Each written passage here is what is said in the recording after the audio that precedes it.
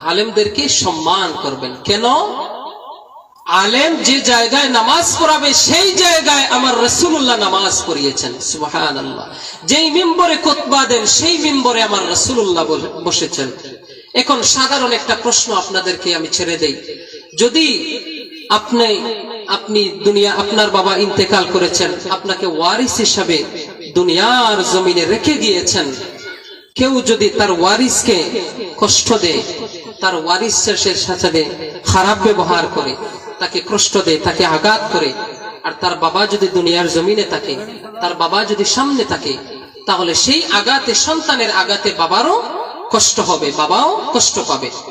রাসূল পাক সাল্লাল্লাহু আলাইহি ওয়াসাল্লামের ওয়ারিস যারা উলামায়ে কেরাম দুনিয়ার জমিনে রেখে গিয়েছেন, একজন আলিমকে যারা অপদস্থ করবে, তাদের বিরোধিতা করবে, তারা যেন রাসূলুল্লাহর সাথে সরাসরি বিরোধিতা করল। নাউযুবিল্লাহ।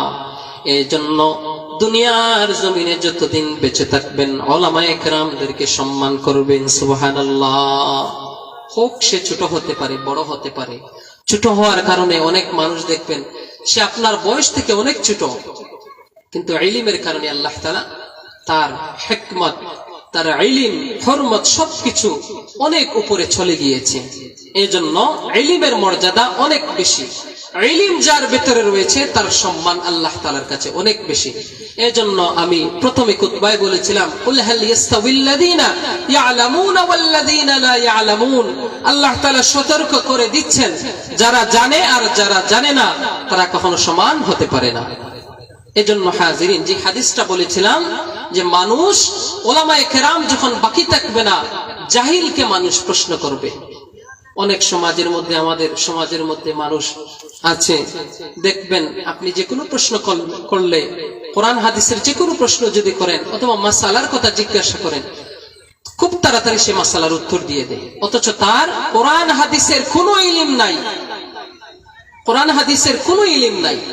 কিন্তু রাসূলুল্লাহ সাল্লাল্লাহু আলাইহি ওয়া আলিহি ওয়াসাল্লামের উলামায়ে কেরাম যারা রয়েছেন, তারা কোরআন হাদিসের ইলম রয়েছে, তাদের কাছ থেকে মাসআলার সমাধান দিবেন, কোন সাধারণ মানুষের কাছ থেকে মাসআলার সমাধান আনবেন না। সুবহানাল্লাহ। এইজন্য রাসূলুল্লাহ সাল্লাল্লাহু আলাইহি ওয়া আলিহি ওয়াসাল্লাম উলামায়ে কেরামদের ব্যাপারে অনেক হাদিস বর্ণনা করেছেন। আপনি হাদিসের কিতাব যদি খোলেন দেখবেন উলামায়ে কেরামের সম্মান হাদিসে হাদিসে ভরপুর রয়েছে। এজন্য উলামায়ে কেরামদেরকে যারা তাজিম করবে, যারা সম্মান করবে, তারা যেন স্বয়ং রাসূলুল্লাহ সাল্লাল্লাহু আলাইহি ওয়াসাল্লামকে সম্মান করলো। সুবহানাল্লাহ। সম্মানিত হাজিরিন, এই যে অনুষ্ঠানটা আমরা আয়োজন করেছি, এখানে উলামায়ে কেরামদের সমাগম হবে।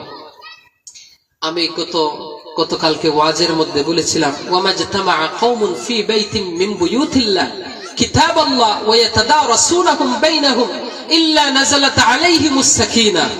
কোন কওম যদি কোন ঘরে অথবা আল্লাহ তাআলার ঘরে অথবা কোরআন হাদিসের মজমায় বসে যদি কিতাব শিক্ষা দেয়, তালিম দেয়, ওয়া ইয়াতাদারাসুনাহুম বাইনাহুম ইল্লা নাযালাত আলাইহিমুস সাকিনা, আল্লাহ তাআলা সাথে সাথে ওই জায়গার মধ্যে সাকিনা, শান্তি দান করে থাকেন। সুবহানাল্লাহ। ওয়া গাশিয়াতহুমুর রাহমা, এবং রহমতের চাদর দ্বারা আল্লাহ তাআলা বেষ্টন করে রাখেন। ওয়া হাফাতহুমুল মালায়েকা, ফেরেশতারা তাদের নূরের চাদর দ্বারা সেই জায়গাটাকে বেষ্টন করে রাখেন। ওয়া যাকারাহুমুল্লাহু ফি মান ইনদা, আল্লাহ তাআলা ফেরেশতাদের সামনে এই মাহফিলের কথা আল্লাহ সুবহানাহু ওয়া তাআলা ফেরেশতাদের সাথে মুযাকারা করতে থাকেন। সুবহানাল্লাহ। তাইলে এই মাহফিলের সম্মান আছে কিনা? আছে, অবশ্যই আছে। কেন? এখানে কিতাব আল্লাহ ওয়া ইয়াতাদারাসুনাহুম বাইনাহুম, এখানে কিতাব পাঠ করা হবে, দর্স দেওয়া হবে, কোরআন হাদিস তেলাওয়াত করা হবে। এই জন্য এই জায়গাটার সম্মান আল্লাহ তাআলার কাছে অনেক বেশি। সুবহানাল্লাহ। সম্মানিত হাজিরিন, রাসূল পাক সাল্লাল্লাহু আলাইহি ওয়া আলিহি ওয়াসাল্লাম উলামায়ে কেরামদের অনেক সম্মানের কথা আলোচনা করেছেন। এক হাদিসের মধ্যে এসেছে, রাসূলুল্লাহ বলেছেন, উলামায়ে কেরাম দুনিয়ার জমিনের মধ্যে সবচাইতে সর্বশ্রেষ্ঠ। উলামায়ে কেরাম যে কিতাবগুলো দুনিয়ার জমিনে লিখে যাবেন, এই কিতাবগুলো পাঠ করবেন, কিতাব থেকে ফায়দা পাবেন। বরং আপনার ফায়দা হবে, উলামায়ে কেরামেরও ফায়দা হবে। সুবহানাল্লাহ। দেখেন না, আমাদের সমাজের মধ্যে অনেক বড় বড় কিতাব, বড় বড় উলামায়ে কেরাম রচনা করে গিয়েছেন। আমরা সেটা পড়ি, সেটা থেকে আমরা শিখি, নামাজ পড়ি, রোজা রাখি, নিয়ম পদ্ধতি অবলম্বন করে আমরা আমল করার চেষ্টা করি। এগুলো কে করেছেন? উলামায়ে কেরাম করেছেন। সম্মানিত হাজিরিন, এই জন্য রাসূলুল্লাহ বলেন, ইযা মাতাল ইনসান, মানুষ যখন মারা যায়, ইনকাতা, মানুষ যখন মারা যায়, আন ইনকাতা আনহু আমালুহু, সব আমলের দরজা বন্ধ হয়ে যায়। মানুষ মারা গেলে সব আমলের দরজা বন্ধ হয়ে যায়। ইনকাতা ইয়ানকাতিউ, ইনকাতা অর্থাৎ বিচ্ছিন্ন হয়ে যায়, বঙ্গ হয়ে যায়, কোনো আমল করার সুযোগ থাকে না। রাসূলুল্লাহ বলেছেন, ইল্লা মিন সালাসাতিন, আমল ব্যতীত কেউ কোনো আমল করতে পারবে না। তিনটি আমল সদা সর্বদা জারি থাকে, আল্লাহ তাআলা জারি করে রাখেন। প্রথম নম্বর হচ্ছে ইল্লা মিন সাদাকাতিন জারিয়া, বান্দা যদি দুনিয়ার জমিনে কোন সদকায়ে জারিয়া, প্রবাহমান সদকা যদি রেখে যায়, মরার পরেও এই সবের অংশ থেকে একটি সব তার নামায়ে আমলের মধ্যে চলে যাবে। সুবহানাল্লাহ। মুহাদ্দিসিনে কেরামগণ বলেন, প্রবাহমান সদকা দুই প্রকার। প্রথম নাম্বার হচ্ছে কোন মানুষকে আপনি একবেলা পেট ভরে খাবার খাওয়ালেন, এটা হচ্ছে প্রবাহমান সদকা। আপনি খাবার খাওয়ানোর সাথে সাথে এই সবের অংশ থেকে মানুষের কবরের মধ্যে সবের অংশ চলে যাবে। দুই নম্বর হচ্ছে আপনি যদি মসজিদ মাদ্রাসায় যদি কোনো কিছু দান করে যান, রাস্তাঘাট নির্মাণ করে যান, অসহায় মানুষদেরকে কোনো কিছু সাদাকা দান করে দেন, এগুলো যতদিন পর্যন্ত চলবে, রাস্তাঘাট মেরামত করেছেন, রাস্তা দিয়ে যত মানুষ চলাফেরা করবে, এর সবের একটি অংশ পরিমাণ সব আপনার নামায়ে আমলের মধ্যে চলে যাবে। সুবহানাল্লাহ। দুই নম্বর, আও ইলমিন ইউনতাফাউ বিহি, এমন ইলম আপনি দুনিয়ার জমিনে রেখে গেলেন যে ইলমের দ্বারা মানুষের উপকার হয়। এখানে দুইটি বিষয় রয়েছে। প্রথম হচ্ছে যদি আপনি কোনো কিতাব রচনা করে যান, এই কিতাব মানুষ যতদিন পড়বে, এই কিতাব থেকে মানুষ যত ফায়দা পাবে, সবের একটি অংশ আপনার নামায়ে আমলের মধ্যে লিখে দেওয়া হবে। সুবহানাল্লাহ। এরপরে রাসূল পাক সাল্লাল্লাহু আলাইহি ওয়া আলিহি ওয়াসাল্লাম এখানে আরেকটি বিষয় হচ্ছে, যদি আপনি কোনো ছাত্র গড়ে যান, ছাত্র উস্তাদ যখন ছাত্রকে পড়িয়ে পড়িয়ে তাকে যোগ্য আলেম বানিয়ে যাবেন, এই ছাত্র যত জায়গায় মানুষদেরকে তালিম দিবে, শিক্ষা দিবে, যতদিন পর্যন্ত দিবে, সবের একটি অংশ পরিমাণ আপনার কবরের মধ্যে চলে যাবে। সুবহানাল্লাহ। এরপরে রাসূলুল্লাহ বলেছেন, আওয়ালাদিন সালিহিন ইয়াদউ লা, দুনিয়ার জমিনে যদি নেককার সন্তান যদি রেখে যান, ওই সন্তান যদি মা বাবার জন্য মাগফিরাতের দোয়া করে, তাহলে আল্লাহ তাআলা এই সবের একটি অংশ পরিমাণ সব আপনার কবরের মধ্যে চলে যাবে। সুবহানাল্লাহ। তাইলে ইলমের মর্যাদা অনেক বেশি, ইলমের সম্মান অনেক বেশি, অনেক ফজিলত, অনেক গুরুত্ব রয়েছে। সম্মানিত হাজিরিন, রাসূল পাক সাল্লাল্লাহু আলাইহি ওয়া আলিহি ওয়াসাল্লাম অন্য হাদিসের মধ্যে বলেন, قال رسول الله صلى الله عليه وآله وسلم من يرد الله به خيرا يفقهه في الدين وأنا قاسم والله يعطي। রাসূলুল্লাহ বলেন, মান ইউরিদিল্লাহ, আল্লাহ যার কল্যাণ চান, বিহি খায়রান, কোন মানুষের যদি আল্লাহ কল্যাণ চান, তাহলে ইউফাক্কিহু ফিদ্দীন, তাকে ইলমের, তাকে দ্বীনের যত জ্ঞান রয়েছে এই জ্ঞানগুলা তাকে আল্লাহ তাআলা দান করে দেন। সুবহানাল্লাহ। কোন মানুষের কল্যাণ যদি চান, আল্লাহ তাআলা ওই মানুষকে কোরআন হাদিসের ইলম দ্বারা ভরপুর করে দেন। এজন্য যারা ইলম হাসিল করবে, যারা ইলম অন্বেষণ করবে, এদের সম্মান অনেক বেশি আল্লাহ তাআলার কাছে। সম্মানিত হাজিরিন, এরপরে রাসূলুল্লাহ বলতেছেন, আনা কাসিমুন, আমি হচ্ছি বন্টনকারী, ওয়াল্লাহু ইউতি, আল্লাহ তাআলা দান করে থাকেন, আমি রাসূলুল্লাহ নিজের হাতে দুনিয়ার আমার সমস্ত উম্মতদের মাঝে ইলম বন্টন করে দেই। সুবহানাল্লাহ। ইলম সরাসরি আল্লাহর কাছ থেকে আসে না, ইলম আসে নবীজির কাছে, আর নবীজি উম্মতদেরকে তেলাওয়াত করে মুযাকারা করে আস্তে আস্তে মানুষের কাছে, উম্মতের কাছে পৌঁছে দেন। সুবহানাল্লাহ। এজন্য ইলম আসে মদিনাতুল মুনাওয়ারা থেকে। এজন্য হাজিরিন, যাদেরকে আল্লাহ তাআলা ইলম দিয়েছেন, ইলম দান করেছেন, এদেরকে আল্লাহ সুবহানাহু ওয়া তাআলা এত সম্মান দুনিয়ার জমিনে দিয়েছেন, কাল কিয়ামতের ময়দানে উলামায়ে কেরামদের বিচার পর্দার ভেতরে আল্লাহ তাআলা করবেন। সুবহানাল্লাহ। উলামায়ে কেরাম কিতাব তেলাওয়াত করেন, হাদিস পড়েন, সবকিছু মুযাকারা করেন, মানুষের মধ্যে বন্টন করে দেন, ইলম হাসিল করেন, মানুষদেরকে যারা যেটা জানে না সেটা জানিয়ে দেন। এজন্য আল্লাহ সুবহানাহু ওয়া তাআলা কোরআনুল কারীমের মধ্যে বলেন, ইয়ারফাউল্লাহুল্লাযীনা আমানু মিনকুম ওয়াল্লাযীনা উতুল ইলমা দারাজাত। ওয়াল্লাযীনা উতুল ইলমা দারাজাত, যাদেরকে আমি ইলম দিয়েছি তাদের দরজাত, তাদের সম্মান, তাদের ইজ্জত আমি আল্লাহ তাআলা উঁচু আকাশে নিয়ে বুলন্দি করে দিয়েছি। সুবহানাল্লাহ। কেন? ইলমের সমুজ, ইলমের সমুজ, দ্বীনের সমুজ আল্লাহ তাআলা তার ভেতরে দান করেছেন। এজন্য এই মানুষটা, এই আলিমের সম্মান আল্লাহ তাআলার কাছে অনেক বেশি। এজন্য হাজরিন, রাসূলুল্লাহ দুনিয়ার জমিনে উলামায়ে কেরামদেরকে ওয়ারিস করে রেখে গিয়েছেন। আমরা তাদেরকে অনুসরণ করতে হবে। তারা যেইভাবে আমাদেরকে মাসআলার সমাধান দিবেন, যেইভাবে ফতোয়া দিবেন, সেইভাবে আমরা আমাদের অনুসরণ করতে হবে।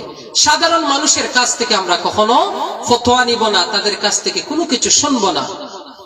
সম্মানিত হাজিরিন, এজন্য আল্লাহ তাআলা বলেছেন, কুল হাল ইয়াস্তাউিল্লাযীনা ইয়ালামুনা ওয়াল্লাযীনা লা ইয়ালামুন।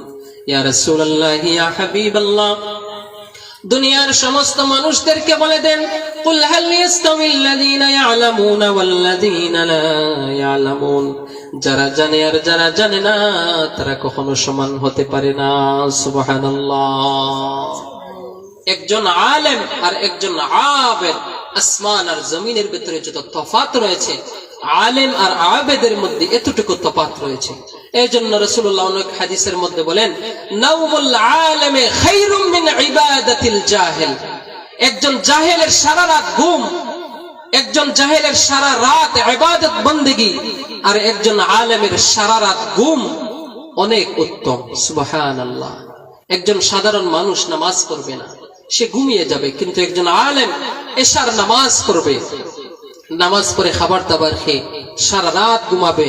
সারা রাত যখন ঘুমাবে, রাসূলুল্লাহ হাদিসে বলেন, বান্দা যখন এশার নামাজ পড়ে ঘুমিয়ে যায় আর ফজরের নামাজের সময় উঠে নামাজ পড়ে ফজরের, সারা রাত ঘুমের মধ্যে যত সময় কাটিয়েছে নামায়ে আমলের মধ্যে ইবাদতের সওয়াব লিখে দেওয়া হবে। সুবহানাল্লাহ। আবেদ বলতে সাধারণ একজন মানুষ যার ভিতরে কোনো ইলম নাই, শুধু নামাজ পড়ে অথবা রোজা রাখে। কিন্তু একজন আলেম আবেদের চাইতে হাজার হাজার গুণ উত্তম।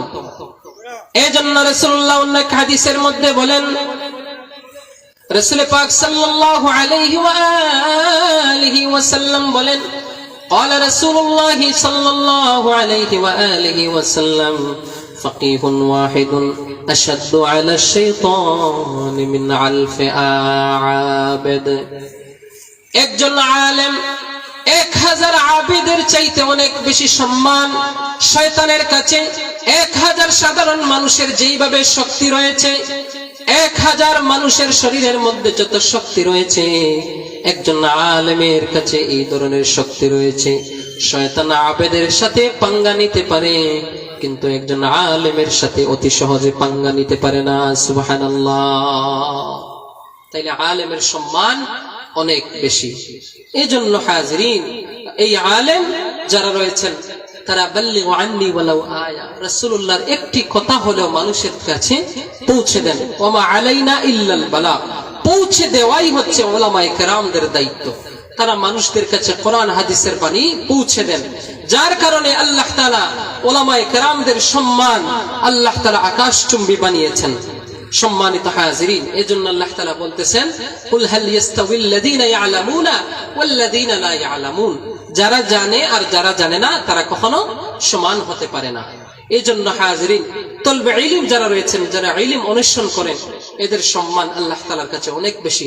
রাসূলুল্লাহ বলেছেন, যারা ইলম হাসিলের জন্য মান সালাকা তরিকান ইয়ালতামিসু বিহি ইলমা সাহালাল্লাহু লাহু তরিকান বিহি ইলাল জান্নাহ। কেউ যদি ইলম হাসিলের জন্য চলাফেরা করে, আল্লাহ সুবহানাহু ওয়া তাআলা তরিকান বিহি লাহুল জান্নাহ, ওই তলবুল ইলমের জন্য আল্লাহ সুবহানাহু ওয়া তাআলা জান্নাতের পথটাকে একেবারে সহজ করে দেন। সুবহানাল্লাহ। এজন্য ইলমের মর্যাদা অনেক বেশি, অনেক গুরুত্বপূর্ণ। ইলম আল্লাহ তাআলা দুনিয়ার জমিনে রাসূল পাক সাল্লাল্লাহু আলাইহি ওয়া আলিহি ওয়াসাল্লামের মাধ্যমে আমাদেরকে অনেক কিছু শিক্ষা দিয়েছেন।